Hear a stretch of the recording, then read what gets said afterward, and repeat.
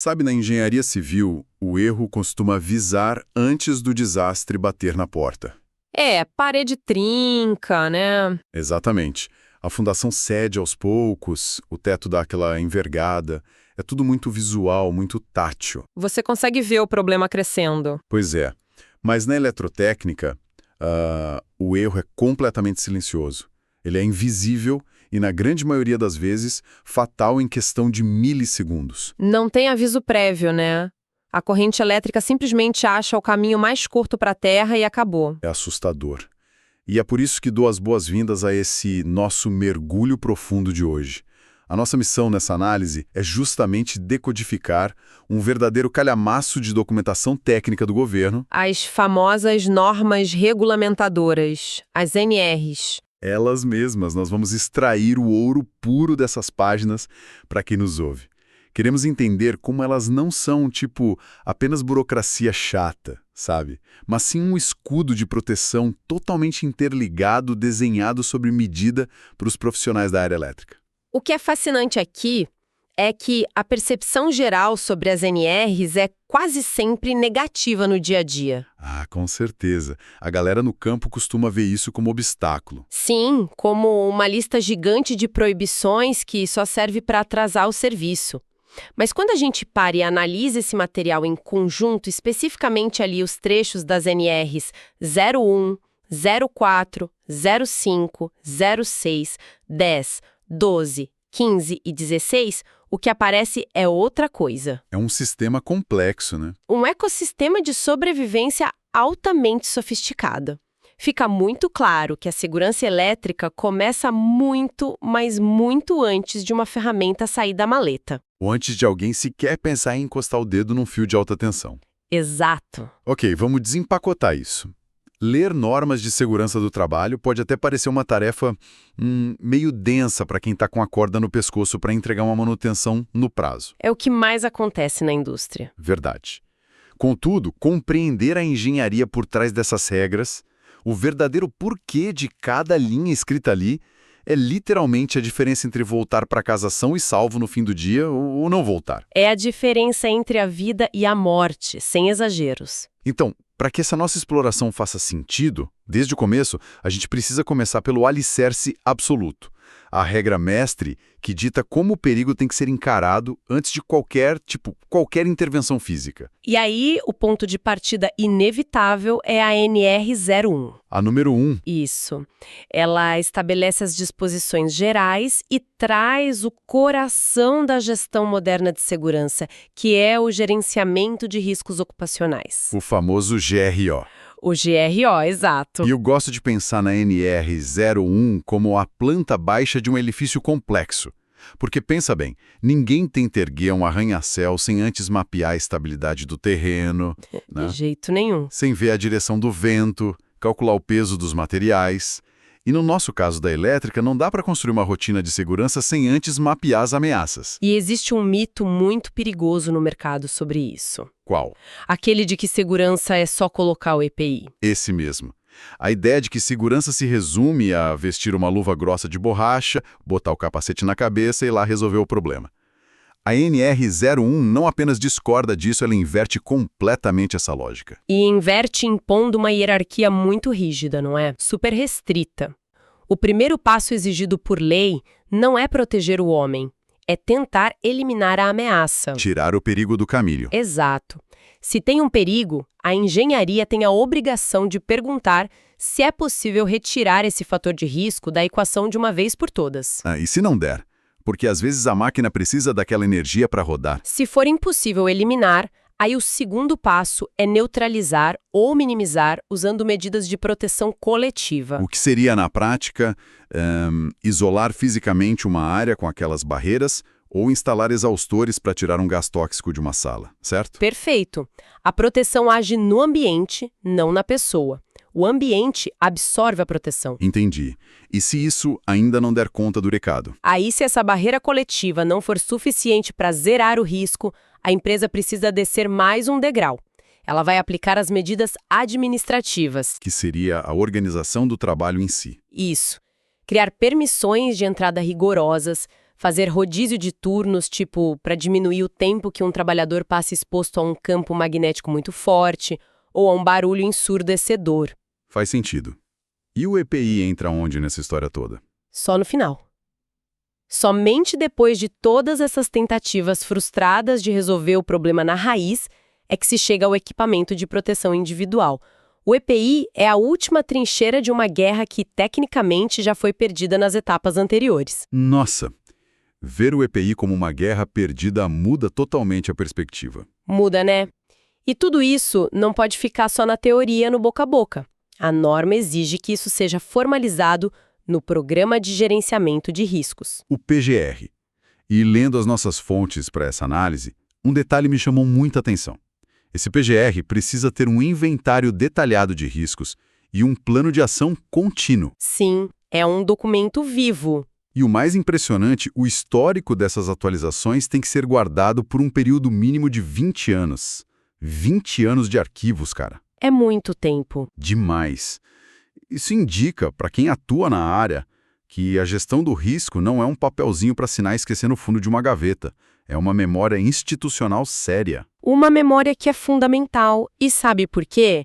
Muitas doenças ocupacionais, tipo perdas auditivas severas ou problemas que vêm da exposição a agentes químicos de limpeza de contatos elétricos, demoram décadas para aparecer. O cara só vai sentir o efeito lá na frente. Exato. Esse histórico de 20 anos garante a rastreabilidade legal e médica da vida inteira daquele profissional. E para que esse PGR funcione na vida real, a NR01 não atua sozinha. Ela puxa outras normas. Ela chama para o palco a NR04 e a NR05. A 04 é do SESMIT, certo? Isso. O Serviço Especializado em Engenharia de Segurança e em Medicina do Trabalho. Eles são os responsáveis técnicos por trás da coisa toda. Os engenheiros e médicos que calculam os riscos e assinam essas diretrizes. É tipo o cérebro da operação de segurança. É uma ótima analogia, pode-se dizer que sim. E a NR05 cria a CIPA, que é a Comissão Interna de Prevenção de Acidentes. Que é a galera do chão de fábrica. Exatamente. Se o SESMIT é o cérebro técnico, a CIPA representa os olhos e os ouvidos da operação. A função da CIPA é capturar a percepção de perigo de quem realmente está ali suando a camisa e operando as máquinas. É, eles que elaboram os mapas de risco, não é?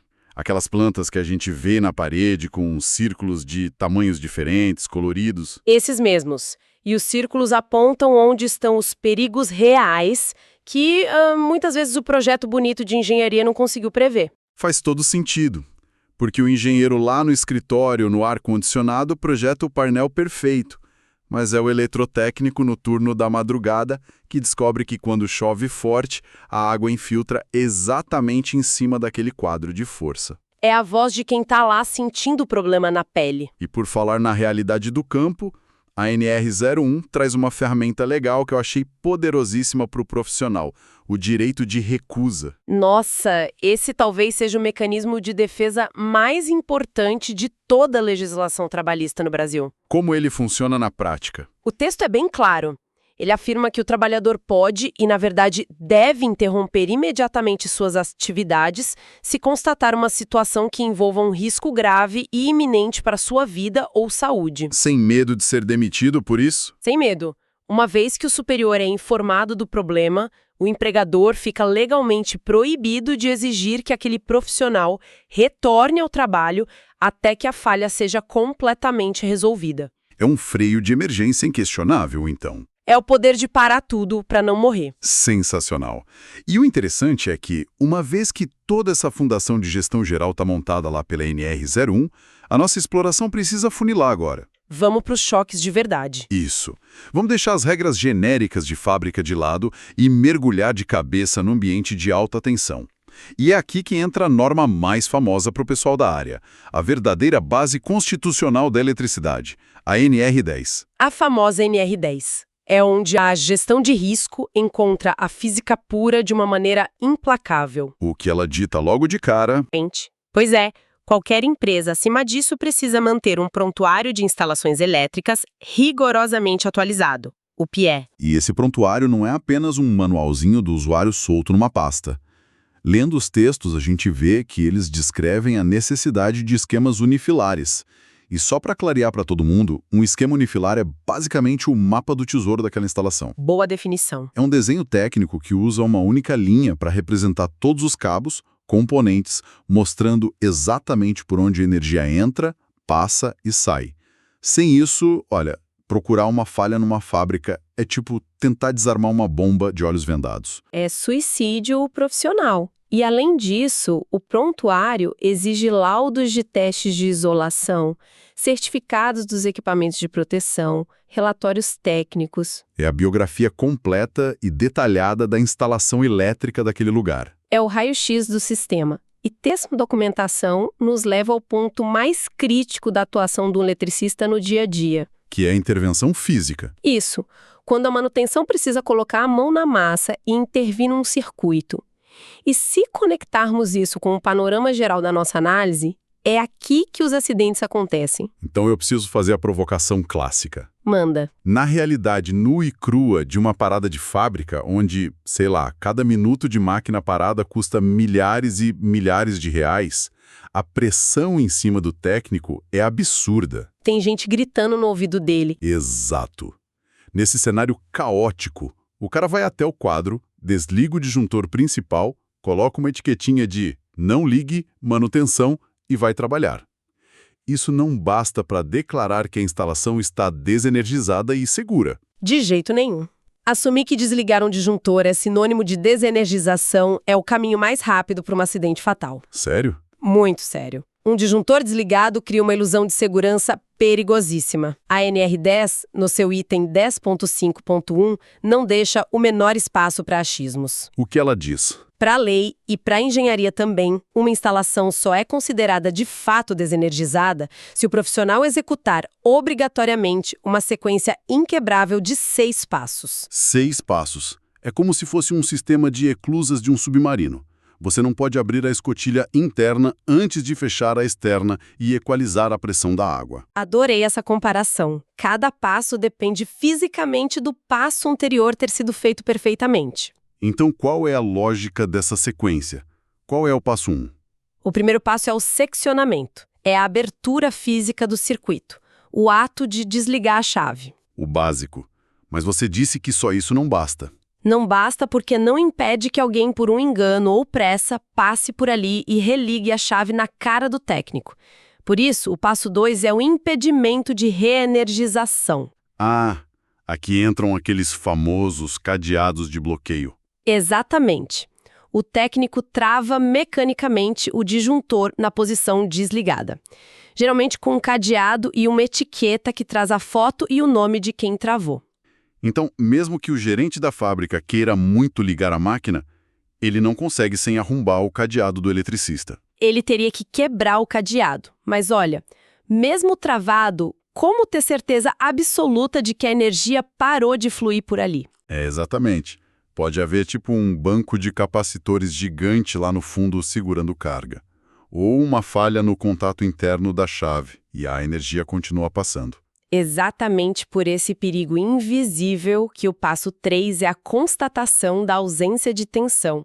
O profissional deve usar detectores de tensão testados, calibrados e confiáveis para medir e provar que os elétrons realmente pararam de se mover ali. Entendi. E se o detector apitar que está tudo zerado? Uma vez comprovado isso, vamos ao passo 4, que é a instalação de aterramento temporário com equipotencialização. Opa, vamos pausar um segundo para explicar esse palavrão. Equipotencialização. Por favor. De forma bem simples, a corrente elétrica flui quando há uma diferença de potencial entre 2 pontos. É tipo a água, sabe?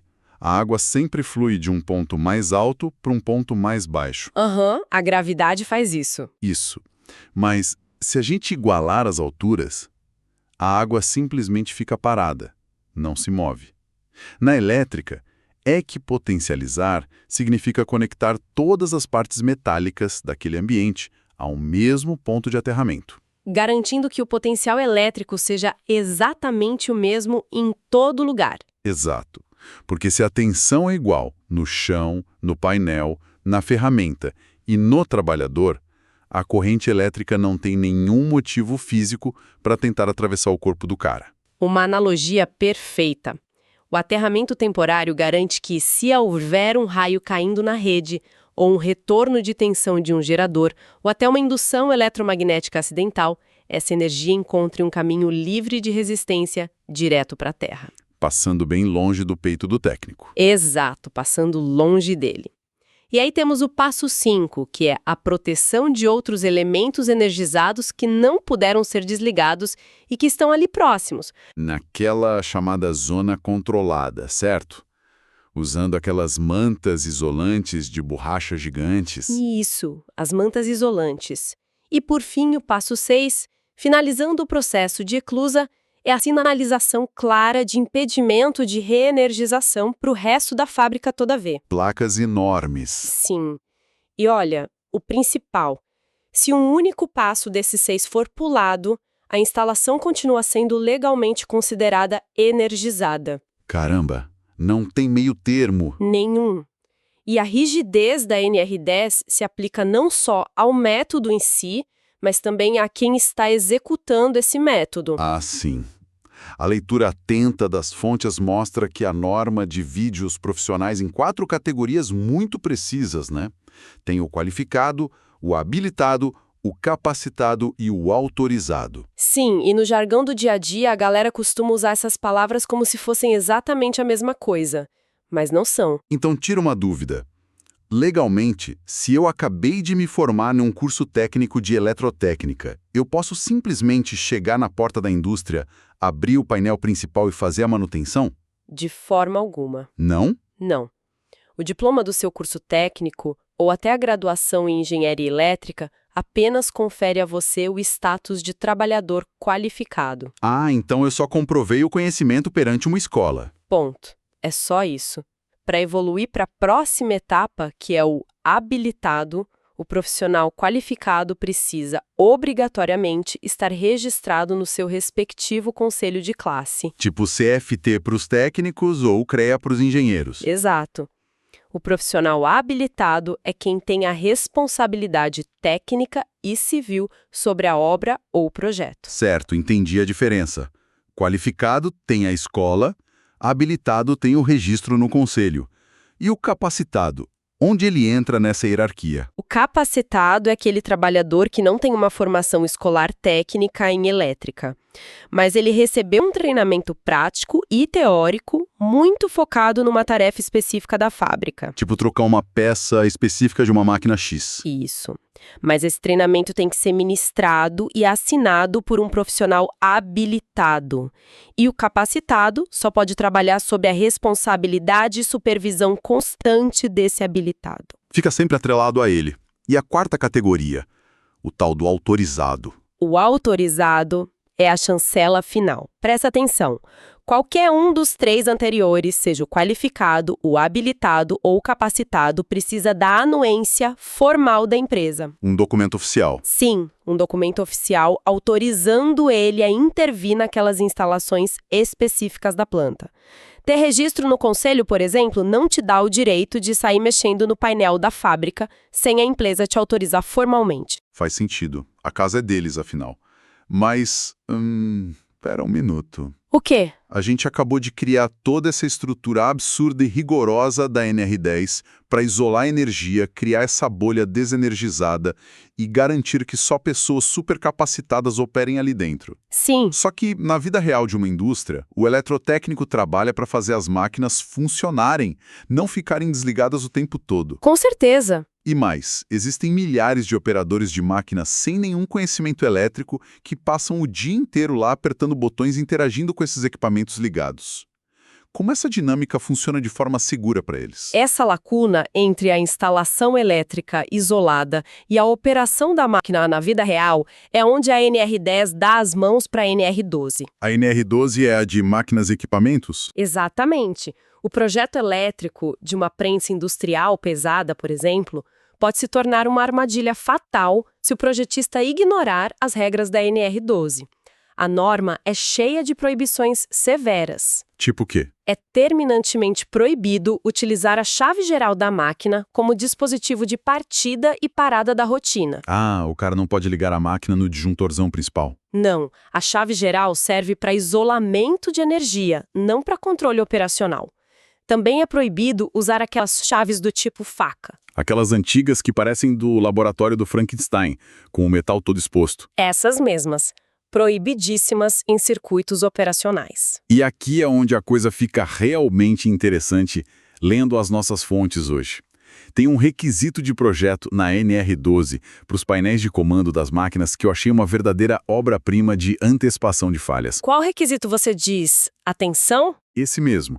A norma dita que as interfaces de operação, ou seja, os botões, os joysticks, as telinhas de toque que aquele operador manuseia o dia inteiro, devem operar preferencialmente em extra baixa tensão. Isso é crucial. Nós estamos falando de limites muito seguros, até 25 volts em corrente alternada ou até 60 volts em corrente contínua. E a física e a fisiologia por trás desse requisito são brilhantes. Explica pra gente. Vamos imaginar o cenário real de chão de fábrica. Um operador de máquina de corte, trabalhando no pico do verão brasileiro, suando profusamente. Ele aperta aquele mesmo botão verde de iniciar o corte centenas de vezes no turno. E o suor muda a resistência da pele, não muda? Diminui drasticamente a resistência elétrica natural da pele humana. Se aquele botãozinho operasse direto em 220 volts e ocorresse uma mísera falha de isolamento lá dentro, sei lá, um fiozinho rompido tocando na carcaça plástica do botão, A corrente atravessaria o dedo, o braço e iria direto para o coração do operador. seria fatal na hora. Porque a tensão de 220 volts tem muita pressão. Ela tem força suficiente para empurrar uma corrente letal através daquele corpo suado. Exato. Mas, limitando esse comando lá do botão a míseros 25 volts, mesmo com o suor abaixando a resistência do cara, não há pressão elétrica suficiente para empurrar uma corrente que cause algum dano sério. A tensão é tão, mas tão baixa que a eletricidade mal consegue romper a barreira da pele de uma forma que seja letal.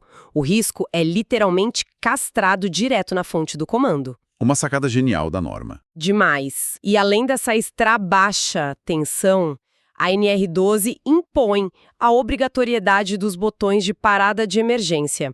Aqueles botões vermelhos grandes. Que parecem cogumelos. Isso. Eles são desenhados para prevalecer sobre qualquer outro comando e interromper o processo imediatamente, sem criar nenhum risco adicional. E os painéis elétricos das máquinas devem ter sinalização clara de perigo de choque, com fechaduras que limitam o acesso apenas para quem? Para aqueles profissionais autorizados pela NR10 que a gente escreveu agorinha. Exatamente, tudo se conecta de uma forma impressionante. É uma rede de segurança mesmo. Mas vamos dar um passo atrás e olhar para a realidade nua e crua. O que você tem em mente? Bom, a gente sabe que mesmo que a empresa faça o dever de casa impecável na NR01, com mapas de risco maravilhosos, Aham. mesmo que os 6 passos da eclusa de desenergização da NR10 sejam cumpridos religiosamente, e mesmo que as máquinas estejam totalmente blindadas sob a ótica da NR12, falhas acontecem. Acontecem todos os dias. A engenharia falha, os materiais sofrem fadiga ao longo dos anos. Um animal, sei lá, entra na subestação de madrugada e causa um curto violento. O risco zero não existe na indústria pesada. Nunca vai existir.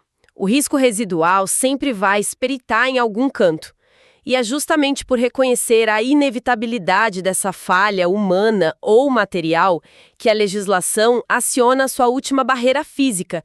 E logo em seguida, ela entra no complexo universo das compensações financeiras pelas falhas do ambiente. Que é a parte que muita gente quer saber. E isso nos leva a cruzar a NR06 com as NRs 15 e 16.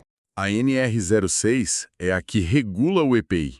Como a gente já disse no começo, é a última trincheira. O texto reafirma que é uma responsabilidade inegociável do empregador fornecer esses EPIs de forma totalmente gratuita. Sim, não pode descontar do salário de jeito nenhum. E adequados ao risco. Para a galera da eletrotécnica, isso vai muito além de um capacete básico amarelo. A norma exige o uso de luvas isolantes de borracha que são testadas rigorosamente em laboratório, calçados sem nenhum componente metálico. Nada de bota com bico de aço. Nada. E as importantíssimas vestimentas ignífugas. Ah, é crucial a gente explicar a utilidade da vestimenta ignífuga. Como ela funciona num acidente real. Em caso de um curto-circuito severo num painel, ocorre o que nós chamamos de arco elétrico. É basicamente uma explosão violenta de energia e de um calor extremo.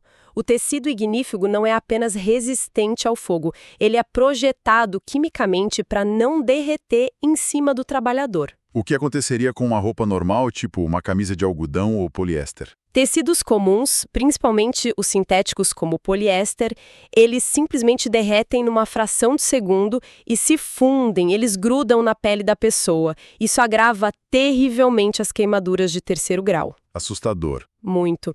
A roupa ignífuga específica protege contra as chamas e contra aquela energia radiante insana do arco elétrico.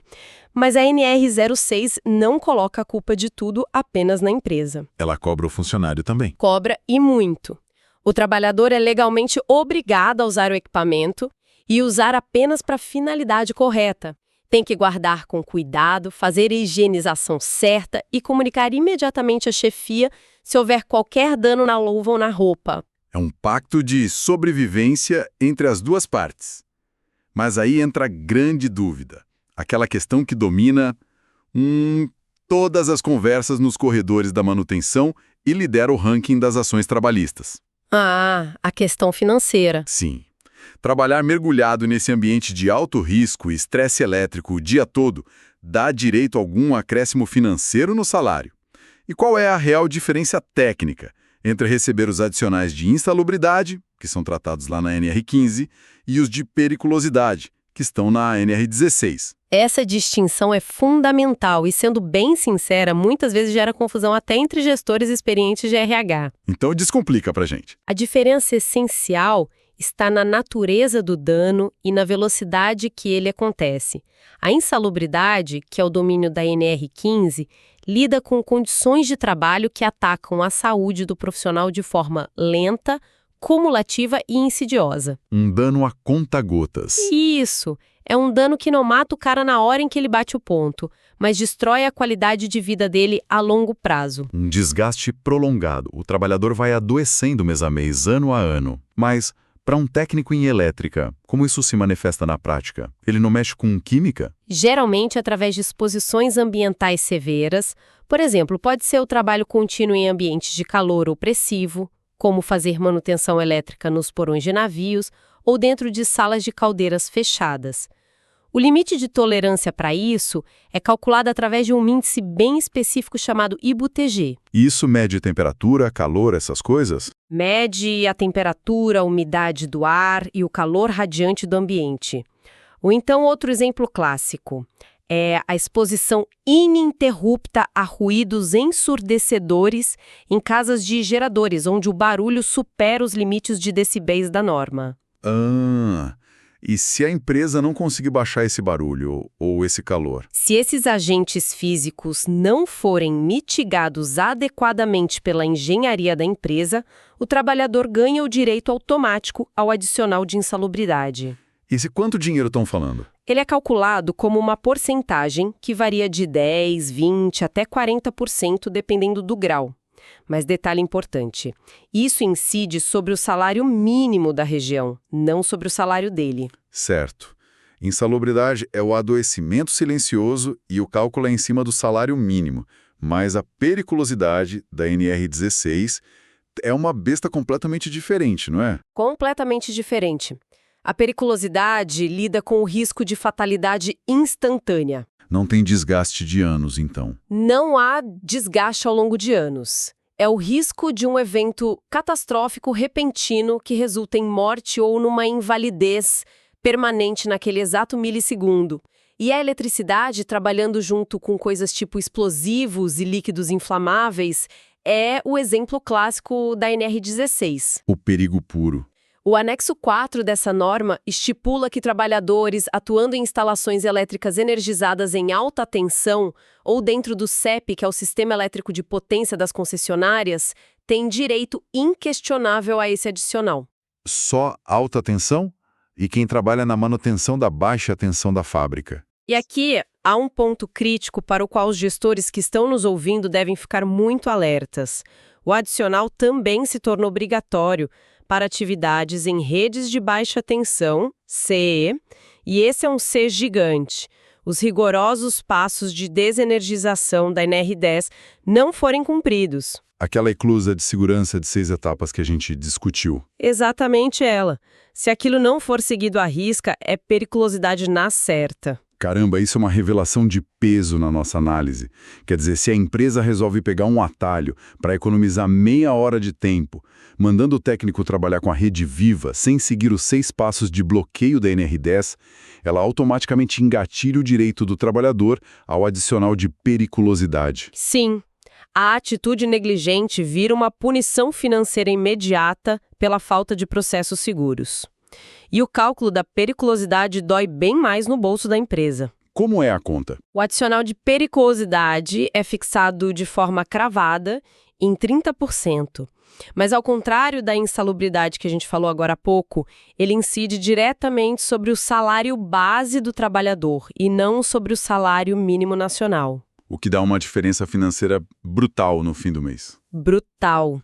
A única ressalva legal que a gente precisa mencionar é que o trabalhador não pode acumular os dois na mesma folha de pagamento. Ah, então se o ambiente for, absurdamente quente no porão do navio e também eletricamente perigoso por causa de um painel de alta tensão, ele não ganha os dois. A lei veda o acúmulo financeiro. O profissional tem o direito de escolher receber o adicional que render o maior valor financeiro para ele, mas só um dos dois. Interessante. Então, o que isso tudo significa no panorama geral da nossa exploração de hoje? Quando a gente junta todas essas peças do quebra-cabeça, a mensagem central que precisa ecoar é que o pagamento do adicional financeiro não é tipo uma taxa de risco que a empresa paga para lavar as mãos. Perfeito, não é um perdão pelos pecados. Depositar os 30% a mais na conta do eletricista no 5º dia útil não compra o direito de expor a vida dele ao perigo constante. A meta definitiva das NRs não é compensar financeiramente o risco. A meta é eliminar a causa raiz. Voltando lá para aquela hierarquia da NR01 no começo. Isso. Eliminar, isolar, minimizar. Até que o ambiente de trabalho se torne tão seguro, mas tão seguro, que o adicional de periculosidade não seja mais nem legalmente aplicável, nem necessário. A engenharia sempre deve superar o improviso pago. Se você precisa pagar periculosidade, é porque a engenharia ainda tem trabalho a fazer. E as NRs provam ser um tecido contínuo. A 01 exige o planejamento mental.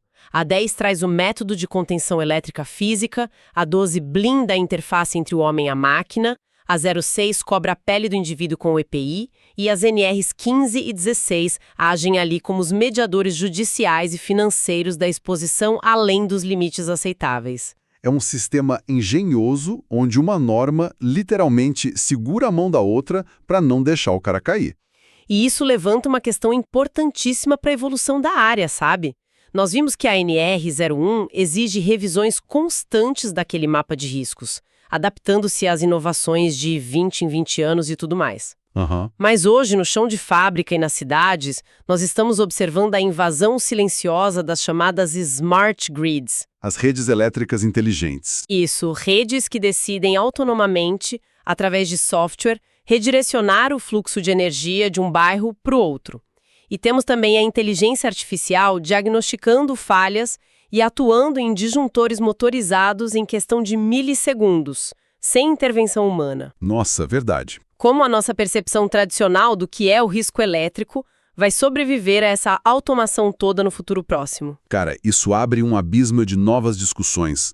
Se hoje a gente precisa de 6 passos manuais e bem físicos, com cadeados de latão pesados, para provar que a rede da NR10 está morta e segura para o toque, como faremos isso quando o sistema for controlado por um algoritmo invisível numa nuvem, que pode decidir religar o circuito por conta própria porque achou que o erro foi resolvido? Pois é. Será que o próximo passo da segurança do trabalho vai envolver o eletricista travar ciberneticamente o software da máquina? Tipo, colocar um cadeado digital enquanto ele interage com o hardware físico lá com a chave de fenda? É inevitável.